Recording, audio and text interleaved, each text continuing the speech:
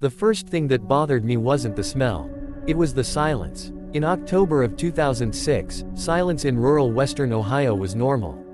Cornfields swallowed sound. Roads stretched empty for miles. But this silence felt deliberate, as if something had stopped everything else from making noise. No insects. No distant engines. No dogs barking. Just the wind brushing against the side of my car as I pulled onto County Road 17. I was a freelance photographer then, 32 years old, divorced, taking odd jobs from local newspapers and insurance companies. That morning, I'd been assigned to document an abandoned farmhouse for a property dispute. Simple work. A few exterior shots. Maybe interiors if it was safe. I'd done dozens like it. The house sat at the end of a gravel drive, half hidden behind overgrown hedges. White paint peeling. Porch sagging inward like a tired jaw. One upstairs window was open, curtain hanging out, unmoving. I parked and stepped out, camera slung around my neck. The air smelled faintly metallic, like old water and rust. Still, I didn't think much of it. Farms smelled strange all the time. I took photos of the exterior first. Front, side, porch detail. As I circled the house, I noticed something odd near the back door. The ground was scuffed. Not animal tracks. Not tire marks. Just disturbed dirt, like something heavy had been dragged across it. I crouched, snapped a photo, and stood back up, telling myself it was farm equipment. Old refrigerators. Broken furniture. People dump things in places like this all the time. The back door was unlocked. That should have been my cue to leave. Inside, the air was colder. Not cooler, colder. The temperature dropped sharply, enough that I felt it on my arms. Dust coated everything. Furniture sat exactly where it had been left, as if the occupants had stepped out for groceries and never returned. I lifted my camera and took a wide shot of the living room. That's when I heard it. A slow, uneven thump from upstairs. I froze. Raccoons, I told myself. Or the house settling. Old houses made noise. I waited. The sound came again. 3 thumps this time, followed by a scrape. I backed toward the door, heart pounding, and that's when I noticed the smell had changed. It wasn't metallic anymore. It was sweet. Sickeningly sweet. I left the house without taking another photo. I didn't lock the door. I didn't look back. I drove straight to the sheriff's office in town and told them there might be an animal carcass inside. I did not tell them about the sound. By the next morning, the farmhouse was surrounded by police tape. They found 2 bodies upstairs. Both women. Both missing persons. One of them had been reported missing 9 years earlier. The other had vanished just 6 months ago. Neither death was recent. The house belonged to a man named Thomas Calder. And Thomas Calder had been dead for 3 years. I learned all of this from the evening news. My name was not mentioned, but I recognized the porch, the hedges, the broken upstairs window. I sat on my couch, watching reporters talk about a disturbing discovery, and questions that may never be answered. I didn't sleep that night. 2 days later, a detective knocked on my door. Detective Alan Mercer. Mid-40s. Tired eyes. Polite but direct. He asked if we could talk.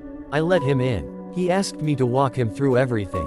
When I mentioned the noise upstairs, his pen paused mid-sentence. "You're sure you heard something?" he asked. "Yes." "When?" "The day before the bodies were found." He stared at me for a long moment. "No animals were found in the house," he said quietly. I felt a chill crawl up my spine. "Then what made the noise?" He didn't answer. Over the next few weeks, the story unfolded in fragments. Thomas Calder had been a quiet man, lived alone, no criminal record, worked maintenance at a nearby factory until it closed. Neighbors described him as polite, forgettable. But there had been rumors. Women who stopped answering their phones. Cars found abandoned near bus stations. No evidence. No witnesses. No arrests. Until the farmhouse. The bodies upstairs had been hidden beneath floorboards. Wrapped carefully. Preserved unintentionally by the cold, dry air. Evidence suggested Calder had kept them there for years, returning to the room frequently. That explained the scuffed dirt outside. What no one could explain was this: forensic analysis placed the time of death for one victim at a point after Calder himself had already died. The coroner confirmed Calder's death certificate. Heart attack. 3 years earlier. Body cremated. No doubt. Yet one woman had been alive in that house months later. Alive long enough to leave marks on the walls. Alive long enough to die there. The case stalled. Media interest faded. Officially, it became an unsolved mystery. Unofficially, the detectives stopped talking about it altogether. I tried to forget. I moved back to Columbus. Took fewer rural jobs. Slept with the TV on. Drank more than I should have. Then, in February of 2007, I received an envelope in the mail. No return address. Inside was a photograph. One I recognized instantly. It was the interior of the farmhouse. The upstairs room, taken from an angle I had never photographed. On the back, written in black ink, were 4 words. "You missed one." The photograph sat on my kitchen table for a long time before I touched it again. I recognized the room instantly, the slanted ceiling, the single exposed beam, the cracked window frame. But the angle was wrong. Too high, too close to the ceiling, as if the photographer had been standing on something. Or hanging. The lighting was different too. Flash reflection in a corner mirror that I hadn't noticed when I was there.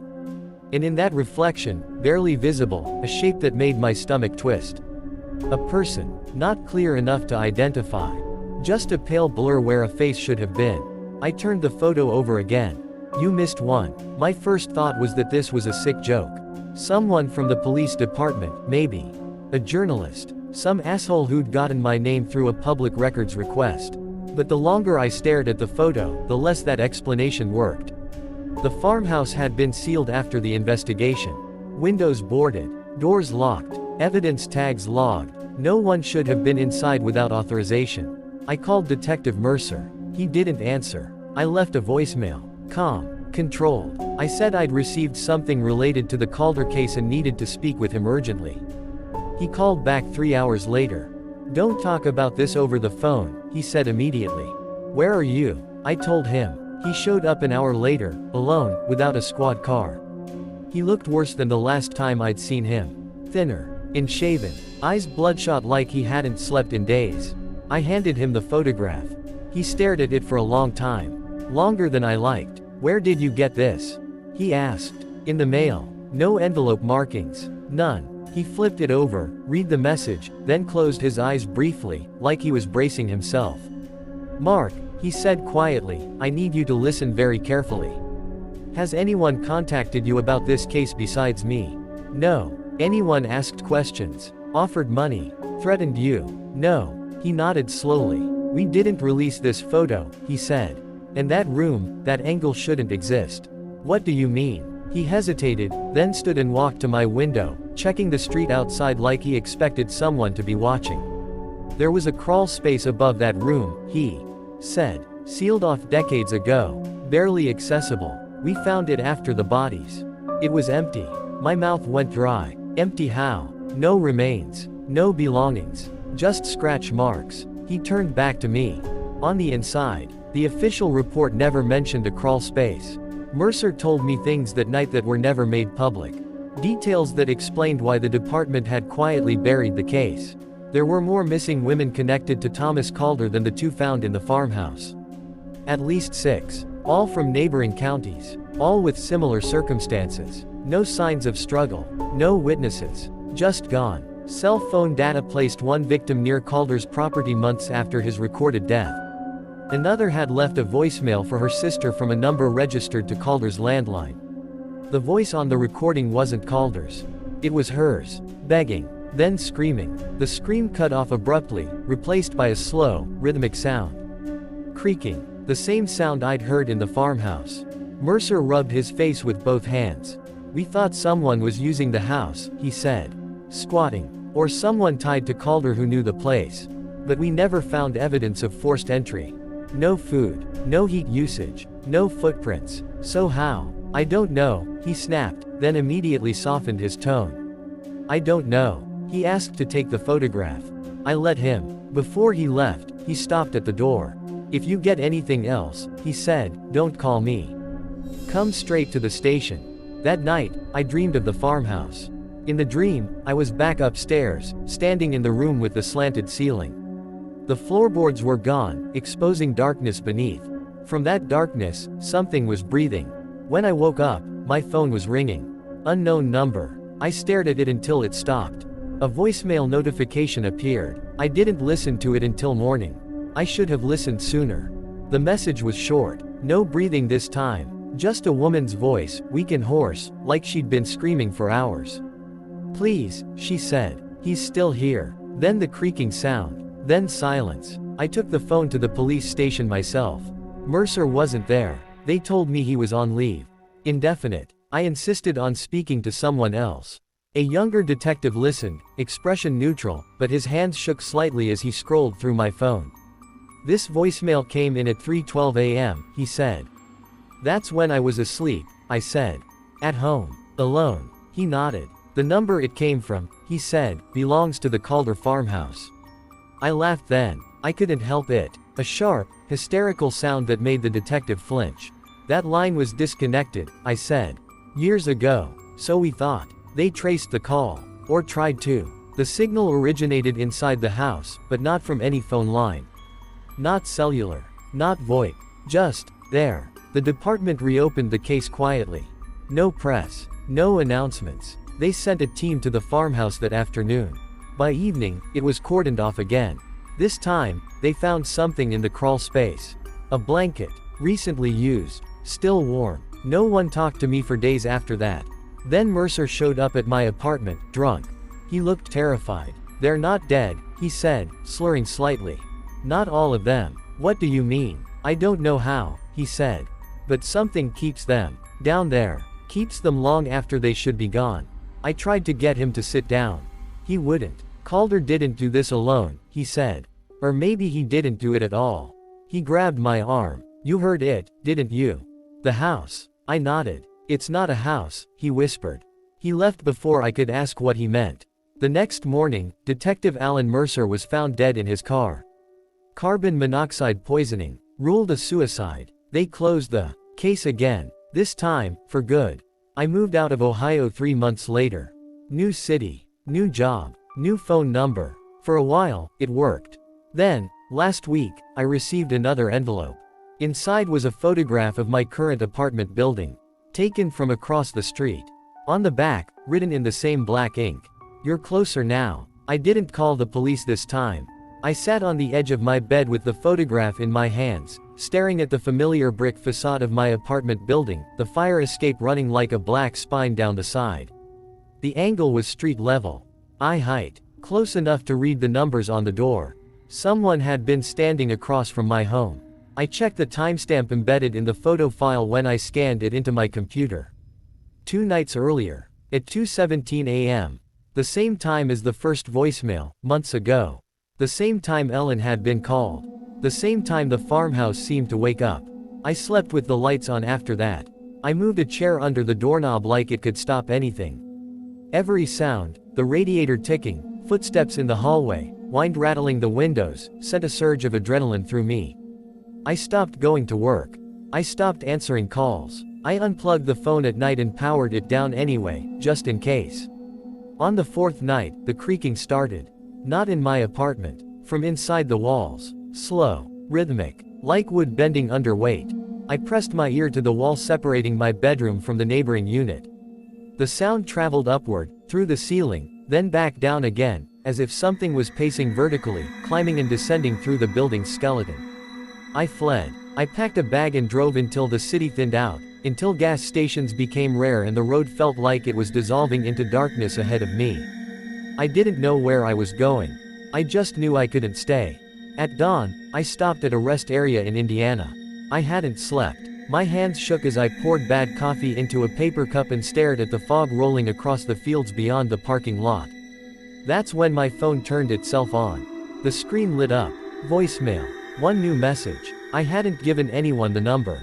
I listened. A woman's voice. Older this time. Calm. Resigned. "He doesn't like it when you leave," she said. "It makes the room smaller." I dropped the phone. I didn't pick it up again until I reached Chicago. I checked into a cheap motel near the interstate, paid cash, didn't give my real name. I pulled the curtains shut and sat on the bed, trying to breathe. I needed answers. I went back to what Mercer had hinted at before he died. I requested records, old property deeds, zoning maps, building permits, anything tied to Calder's land. It took days, but a pattern emerged. Before it was a farmhouse, the land had been something else. In the 1920s, it was listed as a temporary medical residence. Before that, a poorhouse. Before that, a private home that had been expanded underground. I found a scanned newspaper article from 1911. The print was faint, the headline barely legible. Local man investigated in disappearance of transient women. The man's name wasn't Calder.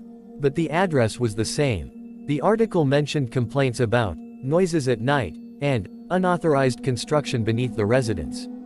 It ended abruptly. No charges filed. No follow-up. People moved away. New owners came and went. The house stayed. And it changed them. I found one last document that night. A handwritten report filed by a county inspector in 1954. It wasn't digitized properly. Just images of yellowed pages. One line was underlined twice. Structure exhibits internal expansion inconsistent with external measurements. I closed my laptop. The motel room felt too small. That's when the creaking started again. This time, it was right outside my door. Slow footsteps. Heavy. Deliberate. I didn't move. I didn't breathe. The doorknob turned. Just once. Then a woman's voice, right on the other side of the door. "Mark," she whispered. It wasn't Ellen. It wasn't anyone I knew. It was everyone. Layered. Dozens of voices speaking as one, strained and tired and endless. "The house is hungry." The footsteps moved away. I left at sunrise and never stopped driving until I reached California. I thought distance would help. I was wrong. The dreams followed me. Endless rooms. Hallways that bent back into themselves. Floorboards that breathed beneath my feet. Women standing in corners, faces blurred, mouths opening and closing without sound. And always, somewhere beneath it all, the creaking. I stopped trying to run after that. I went public. I posted everything online, photos, voicemails, documents, timelines. I used my real name. I told the whole story in places where people couldn't quietly bury it. Most people called me crazy. A few didn't. Emails came in from across the country. People who'd lived near similar houses. People who'd heard the same sound. People who'd lost someone and never gotten answers. One message stood out. It came from an address with no name attached. "There are places," it read, "that don't release what they take. When they're abandoned, they grow." Attached was a photograph. A house. Not the farmhouse. Mine. I moved again after that, but it didn't matter. The house doesn't need walls anymore. It learned how to follow. Last night, as I write this, the creaking is back. It's inside my floor. Inside my bones. I can feel the pressure, the slow expansion, like something beneath me is making room. If you're reading this and you've ever heard a sound at night you couldn't explain, wood bending, a floor settling when no one is there, listen carefully. Some houses aren't empty. They're just waiting. Thanks for watching. If you enjoyed this chilling story, don't forget to subscribe for more. Hit the like button to show your support, and click the bell so you never miss a spine-tingling update. Stay curious, and stay safe.